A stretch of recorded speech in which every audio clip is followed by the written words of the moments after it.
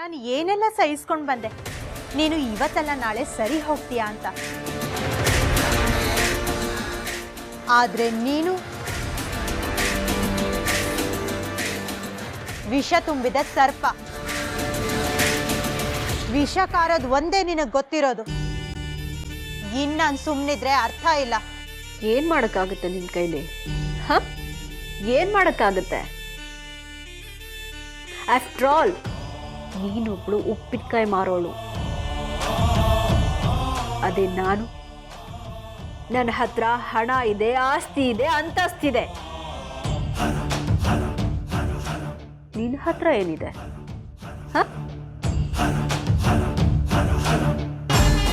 ಹಪ್ಪಳ ಉಪ್ಪಿನಕಾಯಿ ಮಾರೋ ಕಂಪ್ನಿ ಓಪನ್ ಮಾಡಿಬಿಟ್ರೆ ಏನ್ ಬೇಕಾದ್ರೂ ಮಾಡಬಹುದು ಅನ್ಕೊಂಡ್ಬಿಟ್ಯಾ? ನೀನ್ ಏನೇ ನನಗೆ ತಿರುಗ್ಬಿಡೋದು? ದುಡ್ಡು.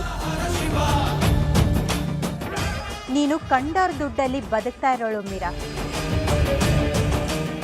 ಆದ್ರೆ ನಾನು ಕಷ್ಟಪಟ್ಟು ದುಡಿದು ಸ್ವಂತ ದುಡಿಮೆಯಲ್ಲಿ ಬದುಕ್ತಾ ಇರೋಳು. ಇನ್ ಮುಂದೆ ನೋಡ್ತಾ ಇರು, ನಾನು ಏನು ಅಂತ ನಿನಗೆ ತೋರಿಸ್ತೀನಿ. ಈ ಲಕ್ಷ್ಮಿ ಏನ್ ಮಾಡಬಹುದು ಅಂತ ನಿನಗೆ ಗೊತ್ತಾಗ್ತಾ ಹೋಗುತ್ತೆ. ನೀನ್ ಹೇಳ್ತಾ ಇರೋ ಈ ದುಡ್ಡು ಲೆವೆಲ್ಲು ಎಲ್ಲ ಸ್ವಂತವಾಗಿ ಸಂಪಾದನೆ ಮಾಡಿ ನಿನ್ನ ಮಟ್ಟಕ್ಕೆ ನಾನು ಬೆಳೆದು ತೋರಿಸ್ತೀನಿ. ದೇವ್ರವತ್ತು ನ್ಯಾಯದ ಪರವಾಗಿರ್ತಾನೆ. ಕಷ್ಟಪಟ್ಟು ದುಡಿಯೋರು ಕೈ ಹಿಡಿತಾನೆ ಹೊರತು ನಿನ್ನಂಥವ್ರನ್ನಲ್ಲ.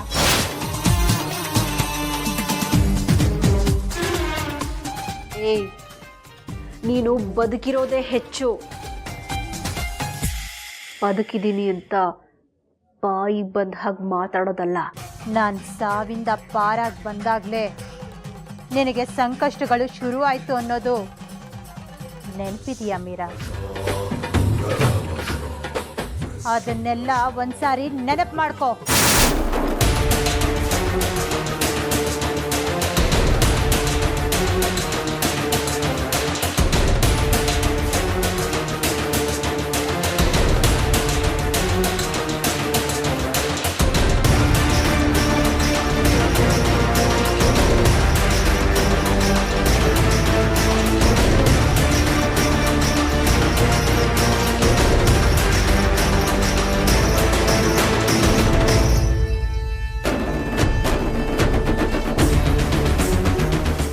ಕವಿತಾ, ಇವತ್ತಿಂದ ನಾವು ಒಂದು ನಿಮಿಷನೂ ಟೈಮ್ ವೇಸ್ಟ್ ಮಾಡೋದಿಲ್ಲ.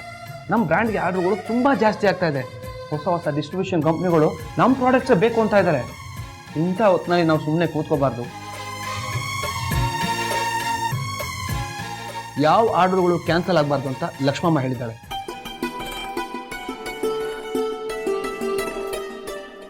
ಆ ಹೆಣ್ಮಗಳೇ ಅಷ್ಟೊಂದು ಹುಮ್ಮಸ್ಸಿನಿಂದ ಇರಬೇಕಾದ್ರೆ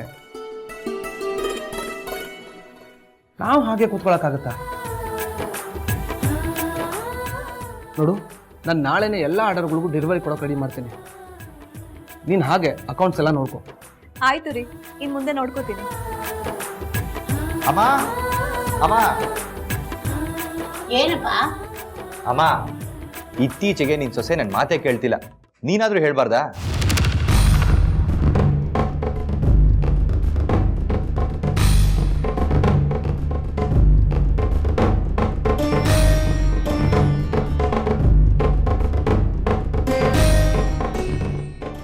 ಯಾಕೋ, ಏನಾಯ್ತು? ಲಕ್ಷ್ಮಿ ನಿನ್ ಮಾತು ಕೇಳ್ತಿಲ್ವಾ? ನನ್ನ ಮಾತು ಕೇಳಂಗಿದ್ದಿದ್ರೆ ನಿನ್ನ ಹತ್ರ ಯಾಕೆ ಬಂದು ಹೇಳ್ತಿದ್ದೆ?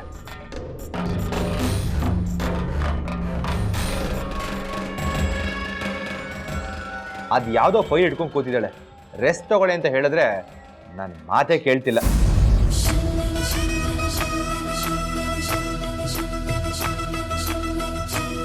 ಸ್ವಲ್ಪ ನೀವಾದ್ರೂ ಹೇಳ್ತೀರಾ?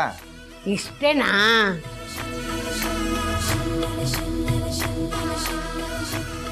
ನಾನು ಏನು ಅಂದ್ಕೊಂಡ್ಬಿಟ್ಟಿದ್ದೆ. ಆಹಾ, ಹೆಂಡತಿ ನೋವಲ್ಲಿದ್ದಾಗ ಕೆಲಸ ಮಾಡಿ ಒಂದು ಚೂರು ಆಯಾಸ ಮಾಡಿಕೊಂಡ್ರು ನಮ್ಮ ಬಾವನ್ ಸಹಿಸ್ಕೊಳಕ್ಕಾಗೋದಿಲ್ಲ.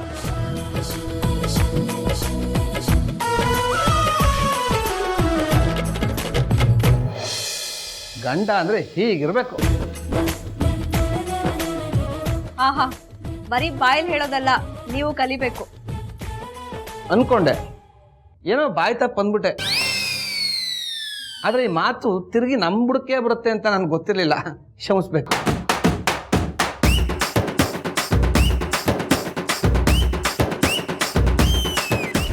ನೋಡು ರಾಘವ, ನಿನ್ನ ಪ್ರೀತಿ ಕಾಳಜಿ ಬಗ್ಗೆ ನಮಗೆಲ್ಲ ಗೊತ್ತಿದೆ.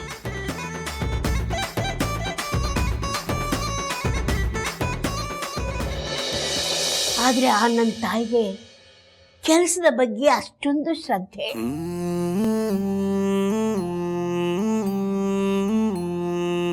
ಅದನ್ನ ನಿಜವಾಗ್ಲೂ ನಾವು ಹೊಗಳಲೇಬೇಕು.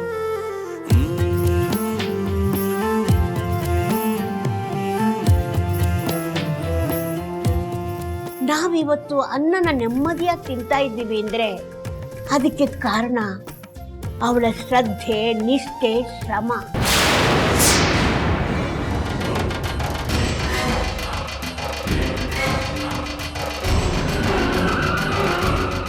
ಯಾವುದಕ್ಕೂ ಕುಗ್ಗದೆ ಎಲ್ಲನೂ ತೂಗಿಸ್ಕೊಂಡು ಹೋದ್ಲು. ನೀನು ಗಂಡಸು, ನಿನ್ನ ಕೈ ನಿಂತು ಕೈ ಚೆಲ್ಲಿ ಕೂತಾಗ ಆ ಕಂದನ ಕೈ ದುಡಿಯೋದಕ್ಕೆ ಶುರು ಮಾಡಿದ್ದಕ್ಕೆ ಇವತ್ತು ನಮಗೆ ಈ ಅನ್ನ ದಕ್ಕಿದೆ ಕಣೋ.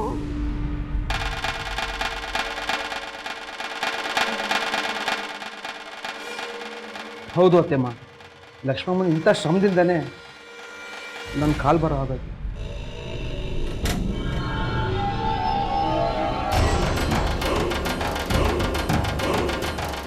ನಮ್ಮ ಮನೇಲಿ ಕಷ್ಟ ಎಲ್ಲ ಕಮ್ಮಿ ಆಗೋಯ್ತು. ಭಾವನ್ಗೆ ಒಂದು ಆಫೀಸು ಅಂತಾಯ್ತು. ಇಲ್ಲಿದ್ರೆ ಆಫೀಸ್ ಎಲ್ಲಿರ್ತದೆ ಅತ್ತೆಮ್ಮ?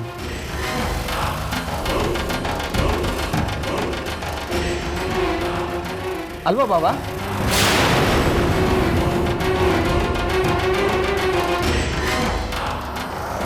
ಇಷ್ಟು ಆಯಾಸದಲ್ಲೂ ಕೆಲಸದ ಮೇಲೆ ಶ್ರದ್ಧೆ, ಆ ನಂಬಿಕೆ ಇರೋದಕ್ಕೆ ಅಲ್ವಾ ನಾವೆಲ್ಲ ಇವತ್ತು ಚೆನ್ನಾಗಿರೋದು. ಏನಂತೆ ಬಾಬಾ? ಹೌದು ಬಾವ, ಅವಳಿಲ್ಲ ಅಂದಿದ್ರೆ ಈ ಆಫೀಸಲ್ಲಿ ಏನೂ ಆಗ್ತಾನೆ ಇರಲಿಲ್ಲ.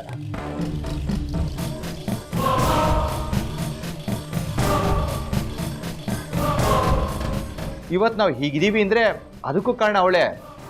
ಎಲ್ಲದಕ್ಕೂ ಅವಳೇ ಕಾರಣ. ಎಲ್ಲ ಅವಳಿಂದಾನೆ.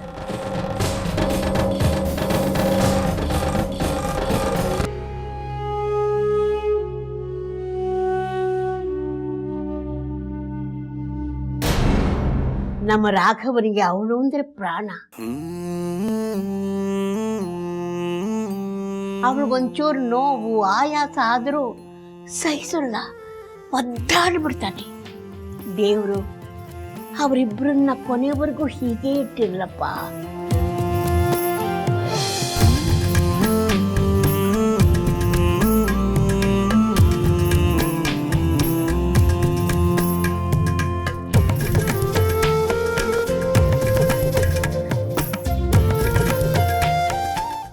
ನಾವು ಆ ಕಷ್ಟದ ದಿನಗಳನ್ನ ಯಾವತ್ತಿಗೂ ಮರಿಬಾರ್ದು.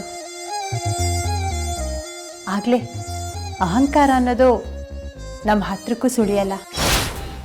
ನಾನು ಯಾವತ್ತೂ ಅಂದ್ಕೊಂಡಿರಲಿಲ್ಲ ಇಂಥ ಒಂದು ಬದಲಾವಣೆ ನಿನ್ನಲ್ಲಾಗುತ್ತೆ ಅಂತ. ಇಂಥ ಚಿಕ್ಕ ಚಿಕ್ಕ ತಾತ್ಸಾರಗಳಿಂದನೇ ನೀನು ನನ್ನನ್ನು ದೂರ ಮಾಡ್ತಿದ್ದೆ ಲಕ್ಷ್ಮಿ. ಸಾಕು, ನನಗಿದೊಂದೆಳೆ ಸಾಕು. ಈಗಷ್ಟೇ ಮೊಳಕೆ ಹೊಡೆದಿರೋ ನಿಮ್ಮ ಜಗಳನ ನನ್ನ ಬುದ್ಧಿವಂತಿಕೆ ಅನ್ನೋ ನೀರು ಹಾಕಿ ಅದನ್ನು ದೊಡ್ಡದಾಗಿ ಬೆಳೆಸೋದು ಹೇಗೆ ಅನ್ನೋದು ನನಗೆ ಚೆನ್ನಾಗಿ ಗೊತ್ತಿದೆ.